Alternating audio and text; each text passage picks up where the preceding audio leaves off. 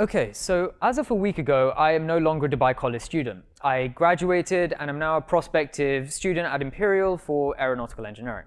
Now, the reason I say this is not to gloat, although I am kind of proud of it, but because I'm going to be talking quite a bit about Imperial and about engineering for the next 10 or so minutes.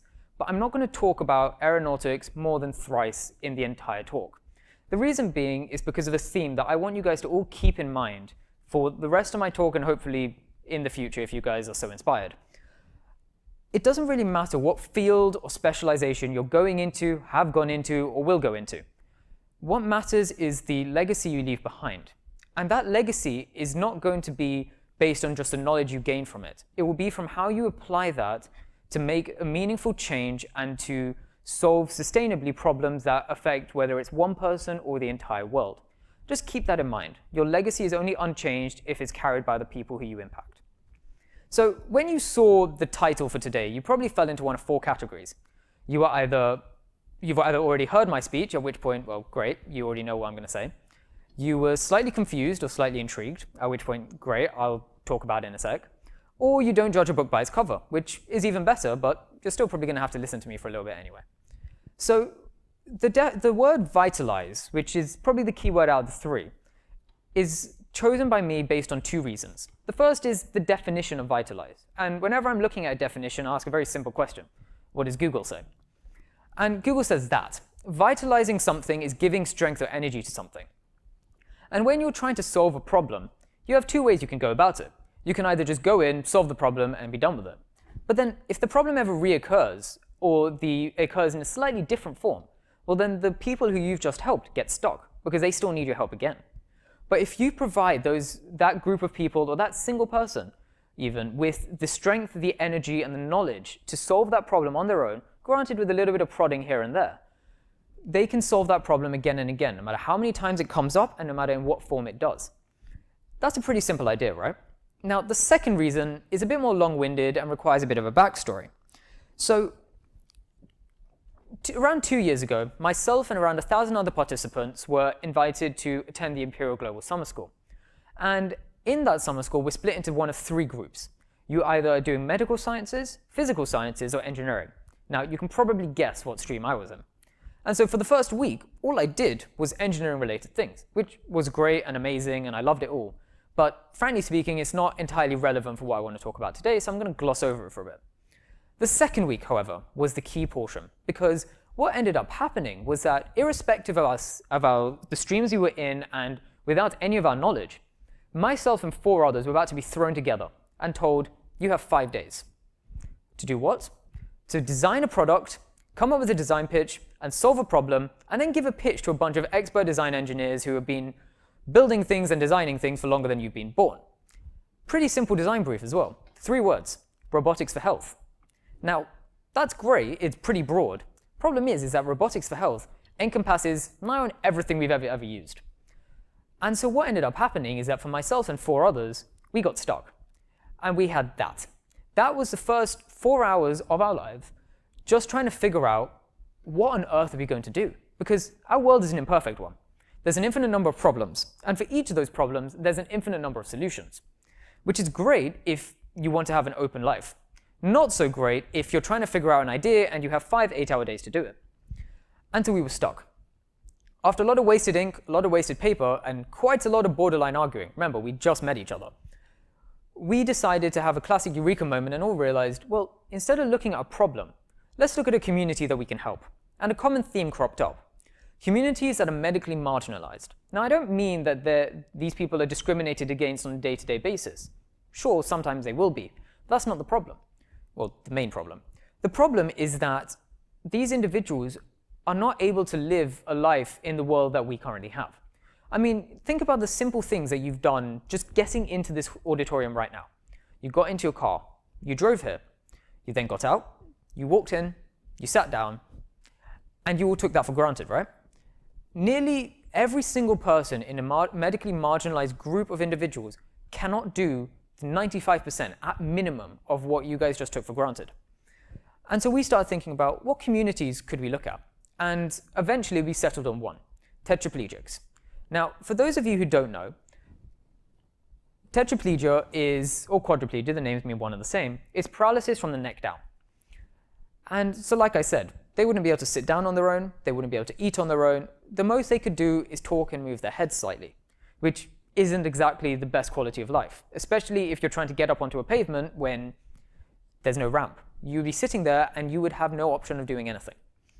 So we then started looking at ways to help improve their lives, a way to bring about that meaningful change that I talked about earlier.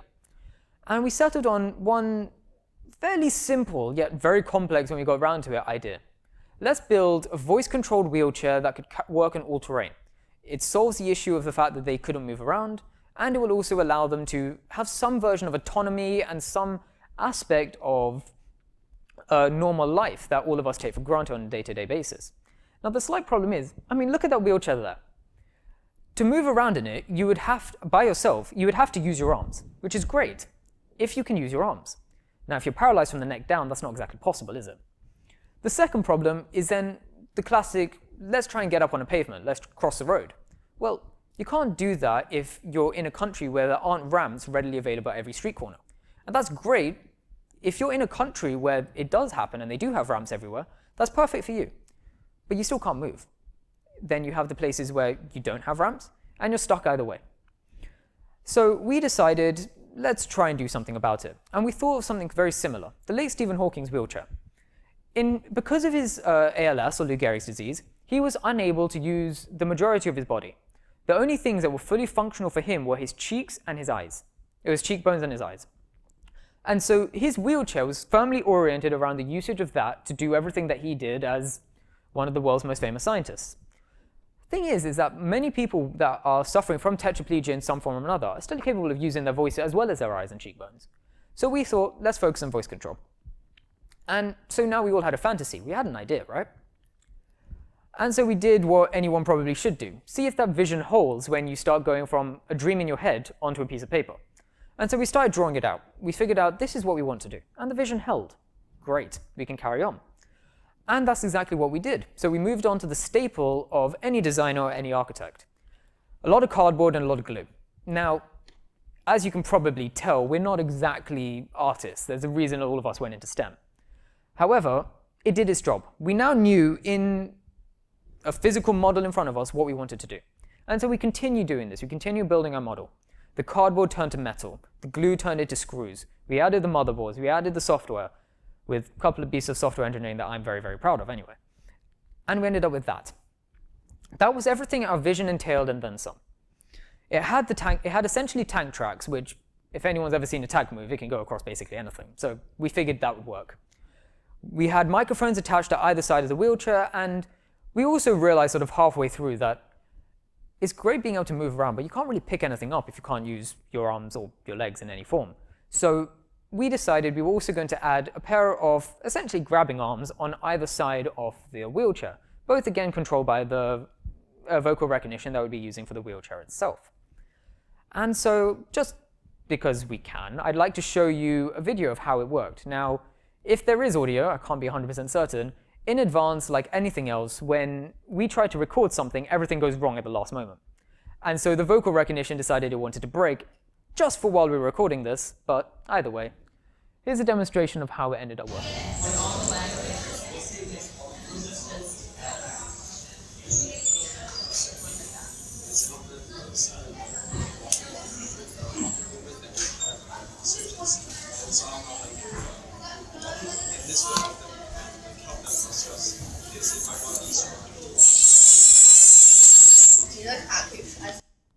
So as you can see, we managed to get it to work in the end. And then we had a slight problem, because like I said, we were pitching this. We had to give a design pitch. The thing with that is that you kind of need a name for your project, and we'd been so dialed in for the last 3 days that we had the project, we had the pitch, and we had no name. So cue brainstorming frenzy number 2, a lot more arguing, a lot more wasted ink, and we settled on this. And this was the second reason I decided to call this Vitalizing the World. We called it the Vitalized Project. It was a voice-controlled, all-terrain wheelchair that was gaining independence for those with tetraplegia. And it did help that the entire word vitalized, the definition, matched exactly what we were trying to do. We were literally trying to provide that strength and that energy to those with tetraplegia to help them regain some form of independence and some form of their normal life. Now, this is perfect when there's around 100,000 people, there are hundreds of thousands of individuals in the United States alone that have tetraplegia, or are tetraplegic in some form or another, whether by genetic disorder or by accident. And each of these individuals spend about $1 million every 5 years because they constantly need carers and medical supplies. Now, if we can help that, why aren't we? And so, essentially, this hodgepodge group of 5 people who'd never met each other 5 days before ended up doing that. We decided that we were going to solve a problem, we built the model, we came up with a name eventually, and we were able to do our best to find a fully fledged way of solving an issue that hinders hundreds of thousands of people, and then some, those are just even recorded cases in one country, to live as close to a relatively normal life as they could. Now, this is all one massive case study at this point, because what we learned in that was that none of us had any knowledge. Like I said, I'm a budding aerospace engineer. I knew nothing about medical robotics whatsoever. 2 of the people up there were going into medicine, so they had some idea, but not much. And 2 of them were going into physics. They knew what we needed to do in terms of the electricity behind it, not much else. And so we knew nothing originally, but we all had one common goal that brought us together. And that was a goal to help better a small community. It's not a massive one in the grand scheme of things, but it was able to do what we wanted to do, and that was trying to help others as much as we could. And that's the thing. If I'm going to leave you with one thing today, and you can forget about the last 9 minutes if you so wish, just remember one thing. The field that you are in, and the field that you will go in, or have been in, depending on your age, obviously, is completely irrelevant in all honesty, because that only helps you gain the knowledge. It helps you gain the expertise, and that's perfect. But your chosen path should not define and limit the impact that you have on others. I mean, I've seen this as someone who's grown up across 3 continents in the last 10 years. I've seen people who've had absolutely nothing help people who have everything. They're not limited by where they are or what they've done. They're only limited by their ability and their desire to help. And so what I would ask is that every single one of you, because you're all in this uniquely privileged position by sheer virtue of being here, that you can help, inspire, and be inspired, hopefully by some of us if we can do it. And what I realized was that your legacy is not affected by how much you know. I mean, if you know a lot, great. But it's how you apply it, and it's how you better others, how you change those people's lives, whether it's 1 person or 7.7 billion. It's that which remains. It's that legacy which is unaffected and unattenuated by time.